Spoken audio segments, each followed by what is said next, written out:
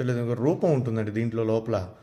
అయితే ఇన్ని రోజుల నుంచి వీళ్ళు చెప్తూ ఉన్నారు, ఇదిగోండి ఇట్లా ఇట్లా ఉంటుంది, దీంట్లో రూపం ఉంటుంది, శాలిగ్రామాన్ని మనం అభిషేకం చేయాలి అని చెప్తే ఇవి మా ఇంట్లో ఎప్పటి నుంచి ఉన్నాయి.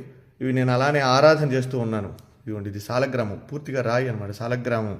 అయితే ఇది చాలామంది ఏంటంటే వెటకారంగా మనం ఇది చేస్తూ ఉంటారు. అయితే నిన్న నా సాలగ్రామం నేను తీసుకొస్తుంటే ఇది కూడా మనకి మరి నరసింహ సాలగ్రామం అండి. ఇది ఈ నరసింహ సాలగ్రామం మా పూర్వీకుల నుంచి కూడా వచ్చేటువంటిది. అక్కడ స్వామివారికి అనుష్ఠానం చేసి జపం అవి చేసేవారు తాతగారు వాళ్ళు.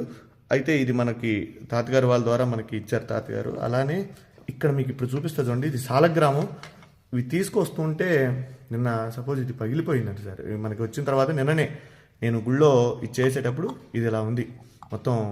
అంటే సాలిగ్రామం ఇదయ్యి వచ్చేటప్పుడు బ్యాగుల్లో మరి ఏమైందో మిస్టేక్గా ఇది ఇంతవరకు ఊడిపోయిందండి. అయితే